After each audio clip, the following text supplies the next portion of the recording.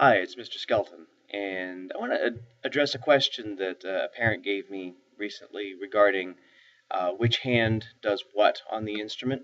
Uh, Violin, viola, cello, bass, unlike an instrument like piano, let's say, um, the hands have very specific functions. We have one thing happening on one side, one thing happening on the other, as opposed to piano. They might be doing different things at different times, but they're all kind of doing the same motion. So in some ways it's easier, in some ways it's harder. It depends on the student. Uh, so I just want to clarify, and it doesn't matter which of those instruments you play.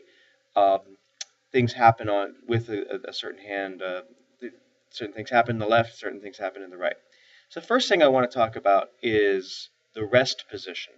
And if you are a violin or a viola player, we have two kinds of rest position. We have sitting rest position, which I'm doing right now. I have my left hand. Now, granted, I'm going opposite what you might be. If you're trying to mirror me, it would look more like this. Okay, this would become my left hand if that were the case. But my left hand happens to be here. My left hand is on the left shoulder of the instrument. So if I'm looking at it from the back, if here's a neck, here's the two shoulders. The left shoulder, just like my left shoulder is to the left of my head, the left shoulder is to the left of the neck here. And it happens to be on my left knee. It's a little hard to see from the angle of the camera, but you can take my word for it. And this is our position when we're sitting. If you happen to have a bow in your hand, you could just hold it normally and just either keep it pointed up or cross your lap.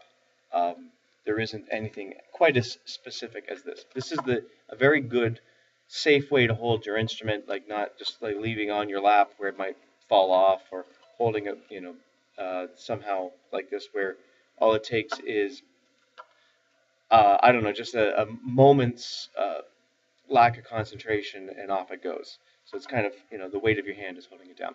Now, if you're a cello player, uh, your instrument's in front of you, but this is the same kind of thing. The instrument is to the left of your head. So the easiest way to think of it is these pegs, especially the bottom peg. On a cello, it's obviously larger. The bottom peg is kind of right beside your left ear.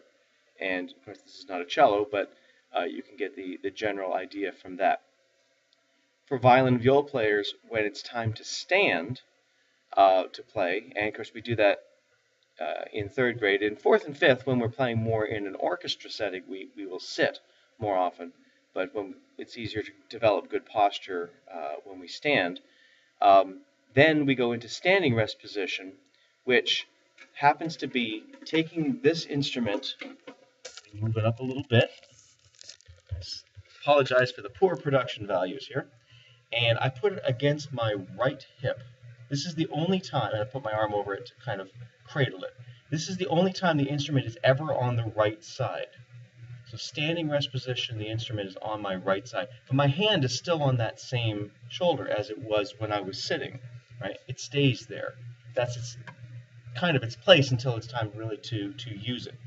Then when it's time to play, then we can go out to the left, up. Let me see if I can move that a little better. Out, up, and then onto my shoulder. And now everything is back over on the left side. Okay, so when it was in standing rest position, it's kind of like I'm drawing a sword.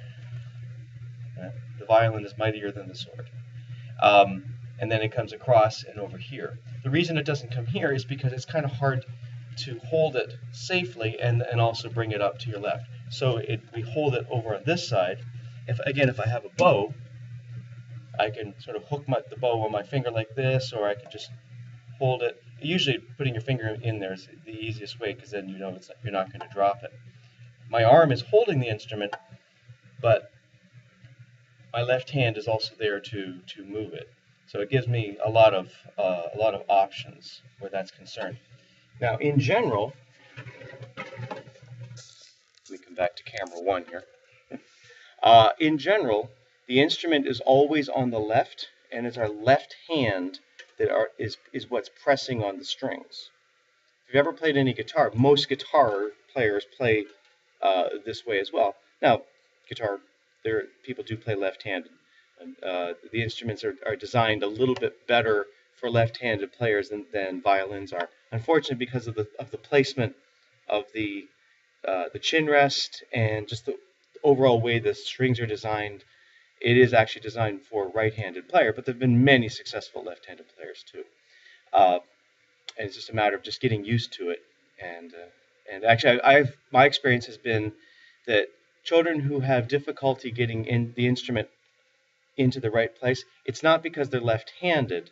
That can be a contributing factor, but it's not always because of that. It's just because not used to putting it, and that something like this on your shoulder, so it becomes a little bit more of a problem. So again, the left hand is going to, when it's time to be playing, like say Orange Belt and beyond, it's going to be pressing strings. There are times very, very much later on, more of like a high school age technique where we might be plucking with the left hand, but it's like that's more like a special effect. Most of the time, it's just pressing the strings, and you can hear it's not making any really big sound with that. All of the sound comes from the right hand, whether it's with the bow or with plucking. So if I'm doing pizzicato, let's say if I'm doing Jim Along Josie, as you saw in the Orange Belt video, I press the string and pluck with my right hand. Press the string with the left, pluck with the right, or whatever note that I happen to be playing. If I use my bow, even for the same note, I press the string and move the bow. Right? So this is where the sound comes from, and this is your left hand is what selects the note. Okay, so they have two different functions, and that division of labor, so to speak, in other words, putting one job in one hand and one job in the other, is what makes violin and violoncello so effective, or any really stringed instrument for that matter, because you can get a lot of flexibility with the amount of notes you play and that kind of thing. So the complicated part of it is there are two different techniques. There's a technique of what you use in your left hand and the technique of what you use in your right. And technique is just a fancy word for skills.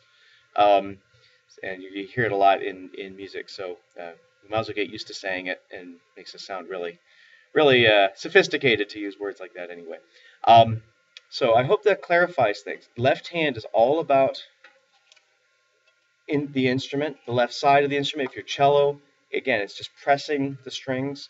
Right hand is all about either using the bow or doing the plucking.